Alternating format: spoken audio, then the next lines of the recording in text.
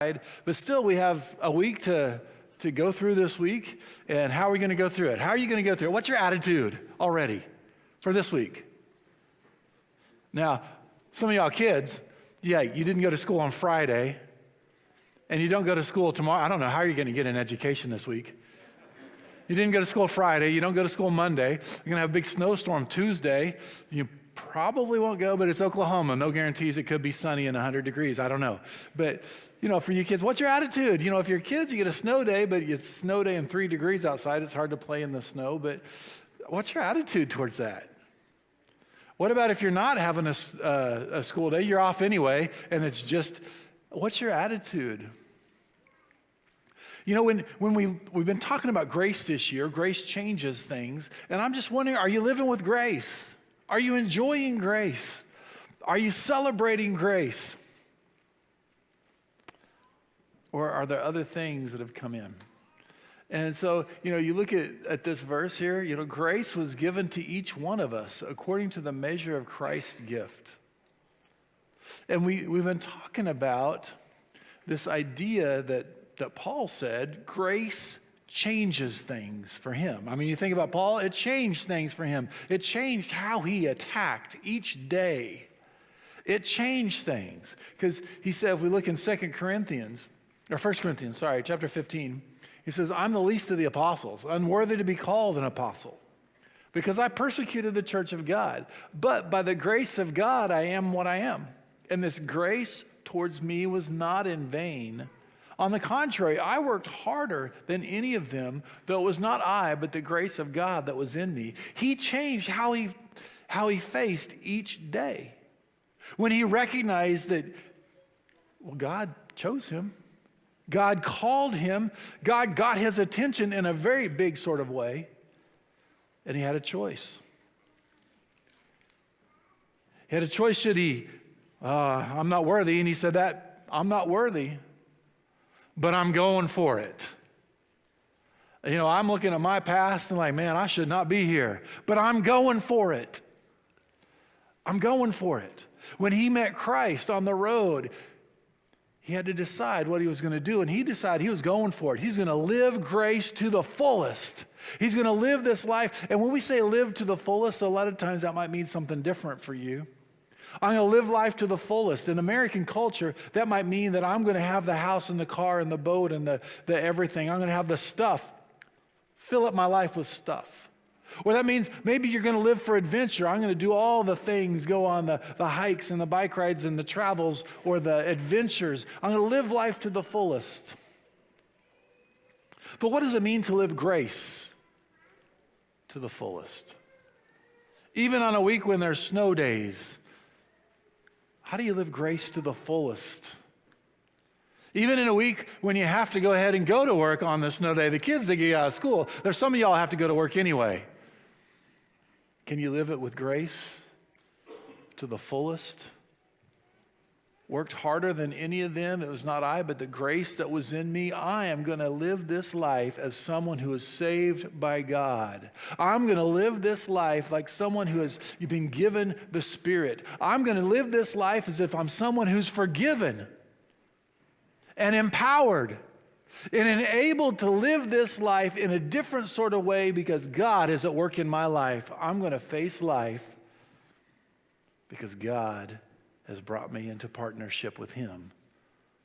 Grace changes things, is what Paul said. So whether you stay home from school or you go to school, grace changes things if you let it. Whether you can't get into work, you have to get into work, grace changes things. Are you going to let grace affect your week? Or are you going to let the snow and the cold and the grouches and the hurts affect your week more? We have a choice. Just like Paul said, I had a choice, and I'm going to work harder. We have a choice when we recognize we have the grace of God. How are we going to face this week? And when we talk about grace, there's the forgiveness side of grace where God has forgiven us. But the word is used, and I want to look at a couple different ways the word grace is used. beyond Christ dying for us. Grace allows us to and calls us to serve. It allows us to serve, just like Paul said, I'm the least of the apostles, but by the grace of God, he lets me teach anyway. He lets me go around, and probably some awkward moments for Paul, especially when he went back to Caesarea on the way to Jerusalem and he's teaching. Awkward moments because he was early on persecuting Christians, taking them to prison, even letting them die, holding the coats when people stoned him to death. And now he's talking about the grace of God. He's talking about forgiveness. And he might be talking to people who have family members who were imprisoned at his hand. He says, I'm unworthy, but that's not stopping me from talking about grace. Maybe you feel unworthy. Don't let that stop you from sharing the grace, from living the grace. God calls the unworthy and gives us worth. God calls the distracted and give us purpose. We need to learn to live with grace. And let's see what that means. It's not just forgiveness, it's service. And here's one, in Ephesians, it talks about we're saved by grace through faith, not of ourselves, not of works, lest we should boast. But he's given us works to do. Then he goes on and he talks about, he says, I, Paul, a prisoner of Christ, if Christ Jesus, on behalf of you Gentiles, assuming you've heard about the stewardship of God's grace that was given to me for you. The stewardship of grace. So there's something more than just the forgiveness of grace. There's something to do with grace. And in Paul's instance, it's teaching the Gentiles. By God's grace, he said, I went from persecuting the church to being a teacher in the church and being persecuted. And he's so excited that he has something to do for God. He has a purpose. This gospel, I was made a minister according to the gift of God's grace, which was given to me by the working of his power. To me, though I'm the very least of the apostles, again, with that, this grace was given to preach to the Gentiles the unsearchable riches of Christ, to bring to light for everyone what is the plan of the mystery hidden for ages. So, if you go to school on Tuesday, go to school with the grace of God, with a mission from God, called to serve God. See, when you go to work, you're going not just as somebody going to try to make a living or have to make it through the day. You're going as someone who is charged by God, filled with His Spirit, empowered by God to go represent God this week. You have something to share with people that they don't have. That's the grace of God. You have, and Paul lived each day with this mission, this whatever he had to face, he faced it knowing he had the grace of God and he had the grace of God to share. And when we talk about grace, you see how it's used different than forgiveness. It's an invitation that God said, you're coming along with me. And then you might say, but God, I messed that up. Yeah, so did Paul, the least of the apostles. Unworthy, but God said, I'm calling you. I'm inviting you. And when you show up for work, when you show up for school, when you show up to drink coffee, wherever you show up, you are showing up with the invitation of God as a partnership with God, just like Paul. And the grace of God is more than just forgiveness. It's giving you a purpose and a reason to live, an opportunity to do something that matters. Paul had an opportunity and he didn't let it go by. You have an opportunity. What are you going to do with it this week? When you meet somebody, are you going to bring the grace of God by the grace of God so they can know God? Are you going to change how you talk this week because you're attacking each day as an opportunity for God's grace to be shown in you? Because grace is more than just forgiveness. For Paul, it was his ministry. And he says this over in a lot of his letters. And so, how about you? What are you called to? And as we look at the verse that Brian read, there's one body, one spirit, just as you were called, and one hope that belongs to your call. One Lord, one faith, one baptism, one God and Father of all, who's over all and through all and in all. But grace is given to each one of us according to the measure of Christ's gift. You have it. God has given it. What is it? And in Ephesians, he talks about the different roles that people play. There are apostles and teachers and pastors and all that. And he says, but we all have a role because God, Jesus came giving gifts. It's like this image of this king coming into town. And he's throwing gifts off of his chariot for the people, whether it's food or gold or trinkets or coins. He's throwing these gifts, and that's the image that would have come into their head. And imagine God coming right into here, and he's throwing these gifts, and these gifts are the ability to teach and the ability to serve and the ability to love and the ability to reach out. He's just liberally throwing out these gifts to empower us. Showered with the gift of God. To reach out to people who are hurting that we're going to come across this week.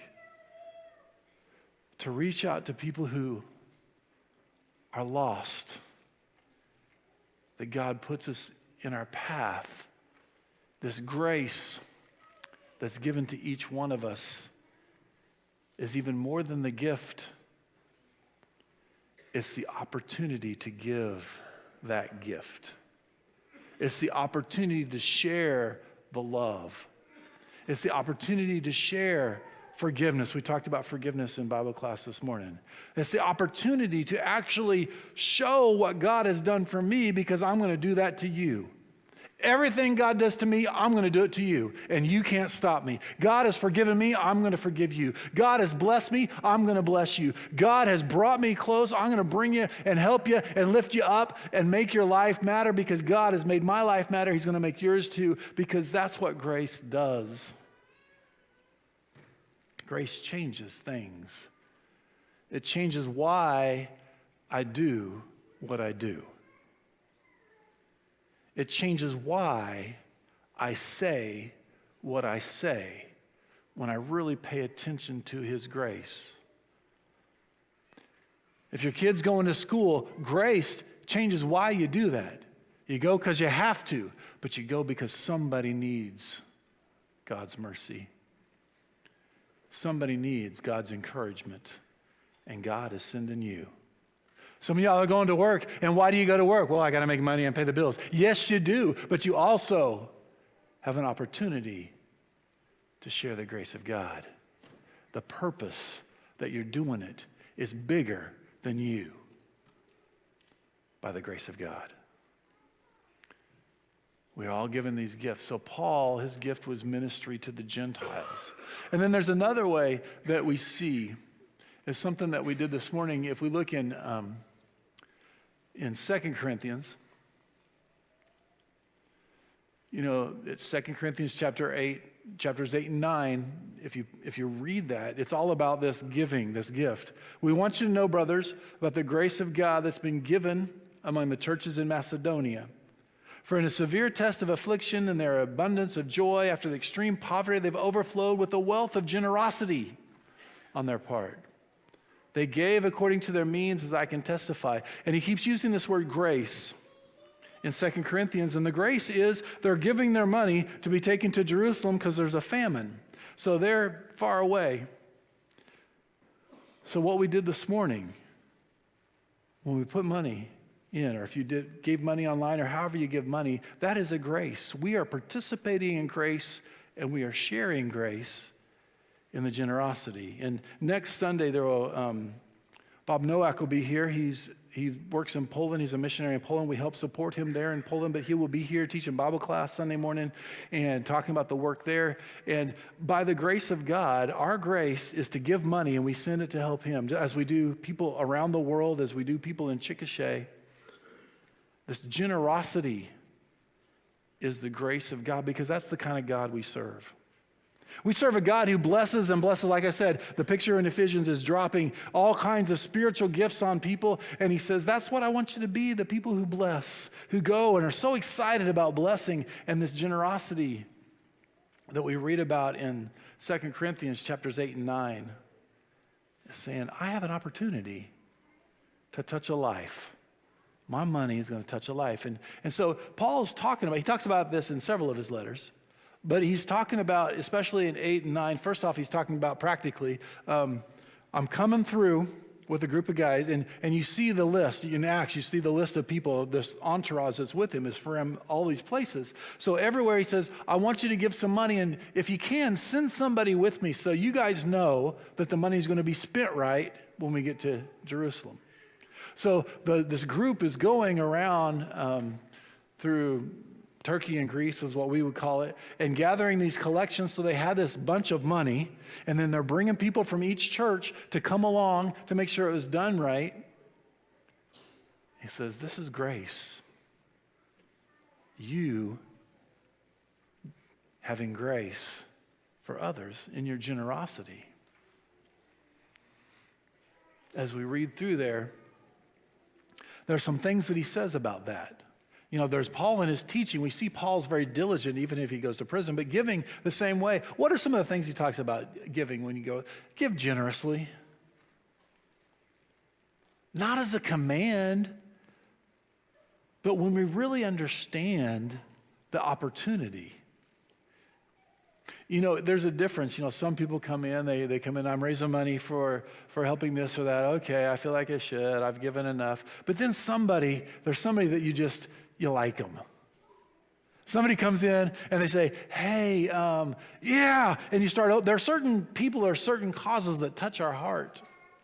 That generosity is not a problem because we like these people. We like this. We understand. And that's what Paul's trying to stir up in the church. He said, these people in Jerusalem, they're brothers. They're the church. You're the church. We're the church. They're family. We're family. What are you going to do? And he's hopefully provoking them to give generously, not just because they have to. Oh, Paul said we got to give here. What do you got? I don't know. I got some change here. But it's this opportunity. And that's why when we look at the things that God lets us do here at Southern Oaks, we're not talking about them to brag about them, but to say, look what we get to do and be a part of. Whether it's like Poland, you know, going to Tanzania, going to the work in, you know, Jamie does stuff in Rwanda. We've got people around the world, the Philippine Manila Bible School of Evangelism. Around the world, we send money because there's people, because there are souls. And in Chickasha, because we're giving away the food, we give away the clothes, we get to help people. Because we're piling this money in as God gives it to us, we are part of the grace of God in Chickasha. That's grace. And it's because we learn to love that we're touched to give generously. We see the need, we see the faces, we know the people, like, we're a part of this. When we put the money in the basket, when we write the check, we send it online. This is grace. Just as Paul teaching, we have this opportunity to live out grace, to be a part of blessing lives. And he says, of course, give cheerfully. God loves a cheerful giver because that means we're like him. You know, that's one of the things about God being a giver. John 3:16 doesn't say, I guess I have to send Jesus and he's got to die because you're such a miserable people. I guess I'll do it because nobody else can do it. Y'all are just awful. Awful because you live such a way that you've got to have somebody die for you. I guess I'll send Jesus. I guess I'll go. Is that the attitude we see? The cheerful giver It's hard, it's difficult, but you're worth it. I love you, and I'm going to cheerfully give what I need to give for you to enjoy the blessings of God. In the same way, we need to look at how we live our lives, whether it's giving our time, giving our money, giving our moments to people. Is it because God has let us do that and we're so excited that I have another opportunity, or it's here we go again? I'm so glad God is not like that. He's cheerful and he's faithful. The faithfulness of grace. It's, part of this letter, the 2 Corinthians, 1 Corinthians, he talks about they're going to give. And then in 2 Corinthians, he goes, you remember a year ago when you said you were going to give, and now you're starting to let that money go other places? And do you realize they have people coming from Philippi and coming down? They're going to come into town, and I told them you guys were going to give because you said you were going to give, and they're going to show up. And if you don't have any money because you've given it to somebody else, isn't that going to be embarrassing? Isn't it going to be embarrassing that you said, I'm going to give and we're going to give, and then we show up, you're like, where'd it go? Oh, we gave it there. I don't know. It's gone.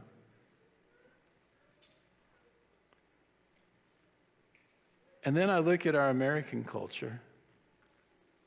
Our money goes so many places so quickly.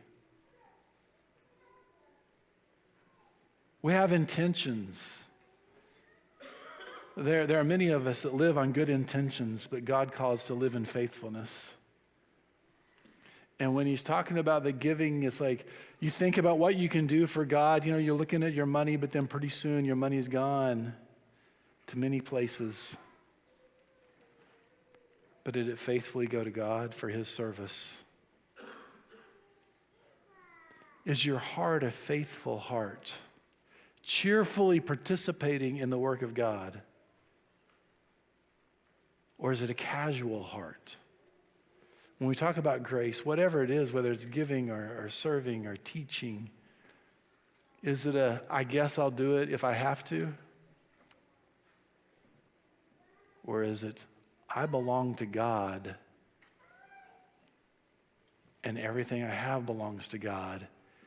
And by the grace of God, I'm living this week for God. Whether it's school or work or whatever you're doing, this is the attitude of grace that God has for us. Is that the attitude of grace that you're offering this week?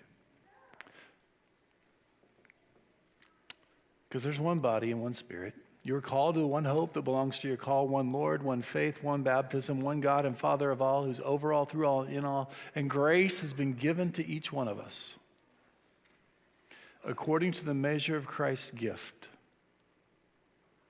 What are you going to do with it this week?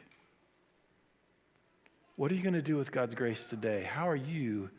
What grace are you presenting to someone?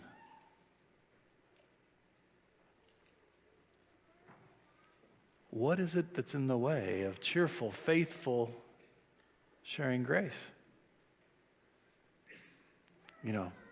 Maybe we've let our attitude just kind of boil over to where our focus is just being grouchy because it's cold and it's going to snow and we may or may not have school. For some of y'all parents, it's like snow days mean the kids are going to be home. That's great. Okay, let them go back to school. But whatever it is, are you grouchy? Or are you full of grace? What do you need to do? How do you need to talk to God to say, God, give me the opportunities, and I'm taking them to share grace this week, whether it's generosity with money, generosity with the Word of God, or just building somebody up.